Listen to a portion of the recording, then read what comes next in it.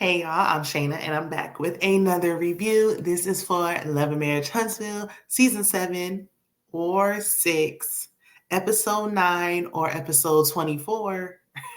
Y'all knows however it shows up on your TV screen. This is Melody going back to Rodger's. Okay, this episode is called Rodger That.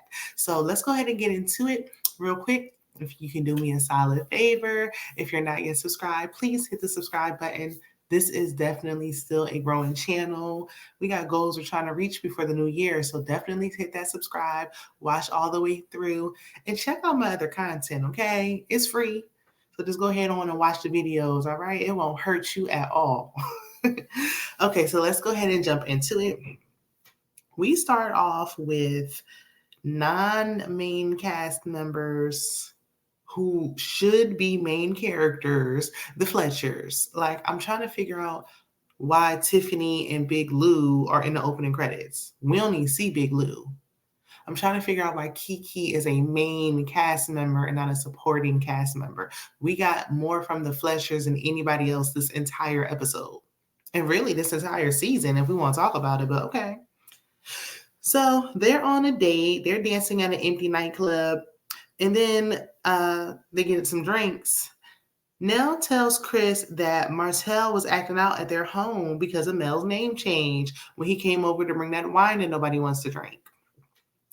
They was like, look, Martell wants us to pick a side. We're not picking sides. When we met y'all as a couple. So we're going to be friends with both of y'all. And Martell is so trifling. Like, Melody never asks anybody to pick sides. So the fact that he is, like, he's so immature. Ugh. Nell said that he was really upset with her, and he was high key disrespectful, especially at that lady's house. Like, I see why she didn't let him in. Chris said that he'll talk to him about it because he didn't appreciate that. And then she mentions Martell accusing Melody of infidelity. Now, this is all alleged, and y'all know how I felt last review. I mean, if she did, doesn't matter. Martell had a baby. Like, enough is enough. Oh, I'm so tired. So they feel like Martell lacks accountability, and he does. And Chris Fletcher would know. He's had to admit on camera that he was a cheater, pumpkin eater as well.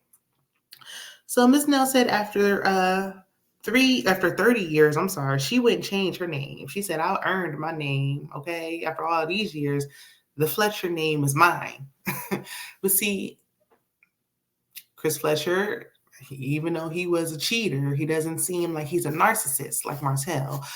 Melody says she don't want that name no more. She don't even care. She got small children and she still don't want it. So you know it's bad, all right? So Nell said that the name change invitation looks like a wedding invitation. That right there let me know that it's going to give wedding. Like, it set the scene, it set the tone for me. And then Miss Nell said she should put Rodger That on them little t-shirts she be selling, okay? According to Marcel, them little t-shirts. But we ain't doing that because that's big t-shirt energy, okay? Go ahead, Mel. And you know what? Now I just realized we didn't see the Scotts 1 or 2.0 all episode. And I ain't even miss them. Miss Nell is so cute, though, because she was cracking up at that. So then we got Tiffany and Stormi. They meet up. Stormi tells Tiffany that she has actually been more shady than Kiki, okay? She's more shady. Kiki is shady, but not as shady as she is. Tiffany does think that she's better than Kiki, in my opinion. That's what it was given to me. That's what it's been given since Kiki came about. Tiffany mentions Kiki throwing a drink on Tisha. And while that was trifling, girl, that don't got nothing to do with you. Like, we can't use what Kiki did to somebody else for you. Like, that is her cousin. They've had issues long before this show even came around, okay? Now, Tiffany does have a valid point. She says shade is her MO. That's really literally the only reason why she's there. She's there for nothing else. Tiffany realizes that Stormi had already spoke to Kiki, and she thinks Stormi may be trying to stir the pot. Well, she's definitely trying to get down to the bottom of some things, okay? Stormi asked Tiffany about her comments that she made about her products, and Tiffany denied that. She's like, no, I just used your hair products in my son's hair this morning, and he's an infant. So obviously, I trust your hair products. Stormi also asked about Tiffany's comments with Kiki moving to a different school district. And Tiffany is confused, like, I don't know what you're talking about. And she said in her confessional, like, I don't know if Kiki is just trying to, spread lies just because she just doesn't like me. I don't know who's telling the truth at this point. I don't know. And especially with the school district thing, because it wasn't Kiki who mentioned that. It was Mel. So it's going to come out. I'm sure it will come out later on this season. It just better. So Stormi is basically telling Tiffany to let the beef with Kiki go because Kiki seemed like the type that like to fight, fist fight, like physically fight. And if Tiff don't want no smoke, she might want to go ahead on and just let this go, okay? So today is the day of Melody's event, and she even recorded a song for this. I forgot Melody was a recording artist, okay? Yes, find it on your nearest iTunes. Go ahead and download the song. Support Melody and her single. I think it's called Take Me Back. She said that a couple times, so I'm just assuming. Now, her family was crying. And it was given to me like Melody was marrying herself. Like she was having a wedding ceremony for herself. Like, I'm remarrying me. I got to put me first. I'm reclaiming my time. Okay. So she walks down the aisle and then she takes vows. I don't know if he was a pastor, a judge, the officiant. Y'all know what I mean. Either way, he had her repeating after him. They did a prayer. She did some vows about her name. Her mama came up and gave a speech. It wasn't a dry eye in the place, okay? All wet eyes. And I said, ugh, clearly her divorce from Martell was the right thing because why is everybody so moved? Like, why is this bringing y'all to tears? Like, in tears of joy. Like, y'all are just so happy that she got rid of that last name. Like, clearly her family can't stand that man.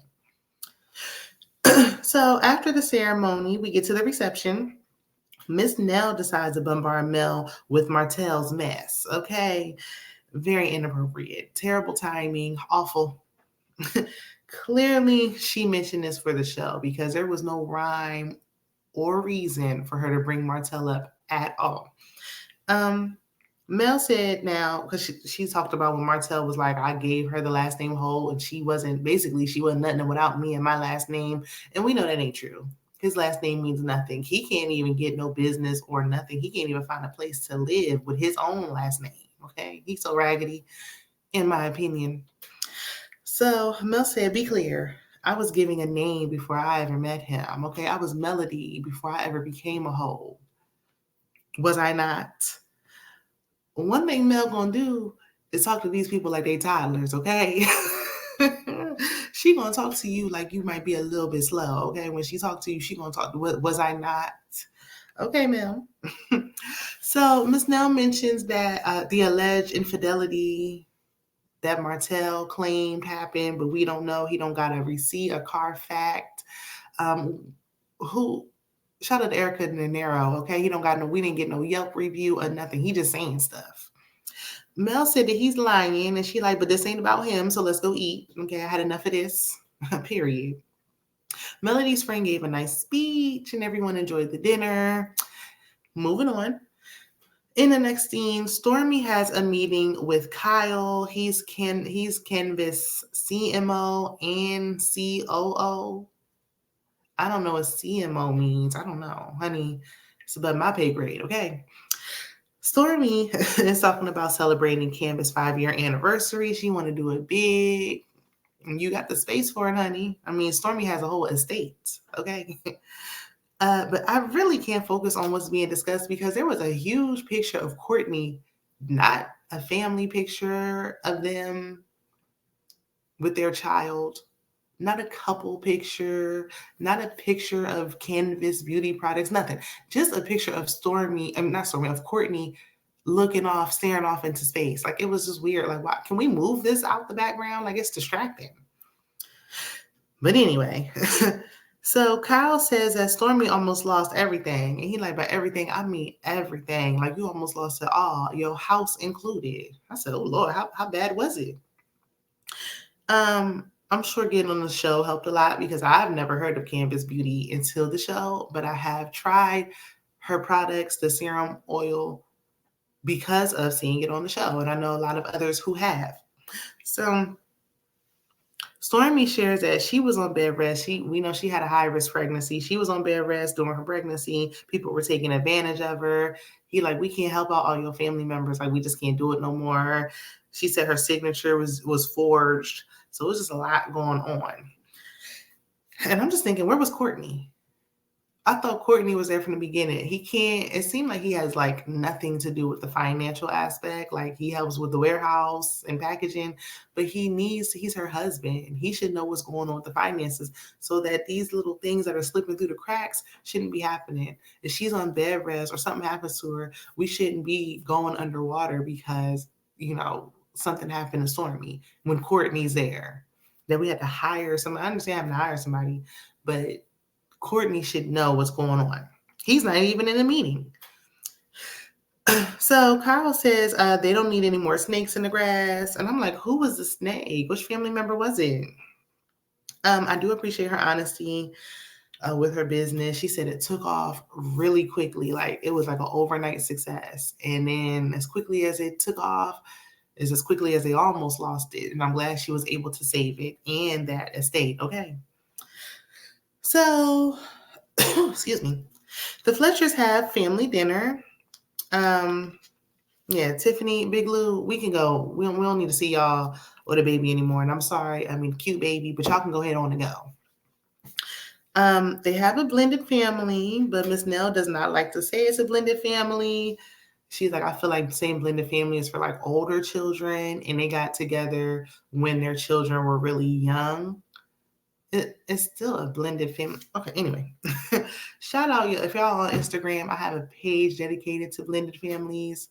It's the Black Blended Families underscores for Black people with blended families. Okay, so go ahead and check it on out when y'all get done over here.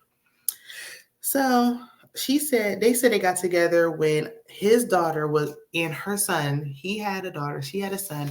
They were both 1 year old when they got together. And I'm like, how y'all get together when y'all both had like newborn babies? Like, goodness gracious.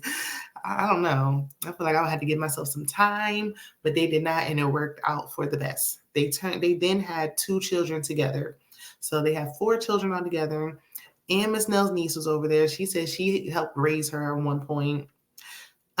Miss Nell said she recently had to fire her niece, Kiki. Her niece's name is Kiki as well. Kiki then got another job after that, and she lost that job. This family drama seemed like it's going to be a lot.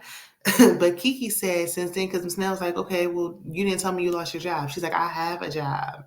So Kiki explained, like, yeah, I got fired from that job. And since then, I got another job. And Miss Nell was like, why did you get fired? And she was like, because I didn't have the proper child care. Your aunt owns a daycare. Like, y'all couldn't work something out so I can go to work for a little bit. At least I start getting paid. I don't what's going on. So Miss Nell feels that the children favor Chris more than her.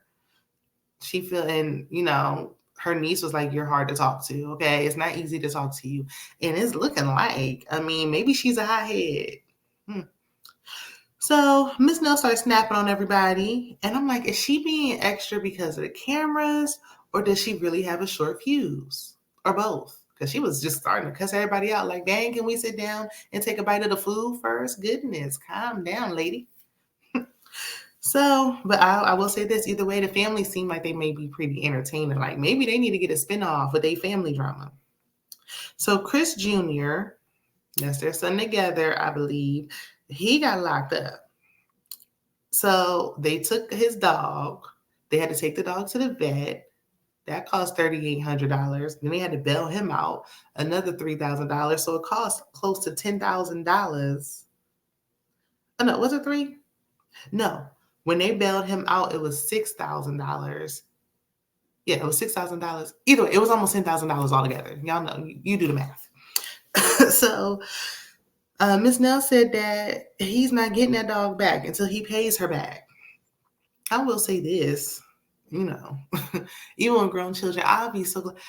My dad would never, if I, was in a tight bind and I needed help, my dad would never be like, you better pay me that money back. Now my mama might, I don't know. But if my father was involved, he would not make me pay him that money back. But, I don't know. Everybody different. Maybe daughters is different. I feel like how he gonna pay you back? He just got out of prison. He probably don't got the money to pay you back. He just got out of jail. You want him to pay you back for the dog? He was like, the dog cost $3,500. And she's like, but we spent $3,800 on the vet bill. Can he make a payment plan? Like, it's his dog. Like, let him. He's out now, so give him the dog back. Plus, I wouldn't want to take on that responsibility. Listen, having a dog is like, it's almost like having a child. You gotta really care for this pet. So have your dog back, okay?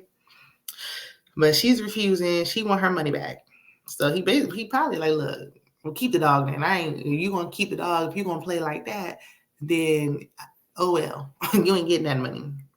They start yelling, cussing, fussing. We leave off with a to be continued. Next week seems like it's going to be a little juicy, like it's going to be a little spicy, okay? Because then I seen Chris cussing, and I ain't never seen Chris Fletcher cuss before. And I'm like, man, he was cussing at his daughter.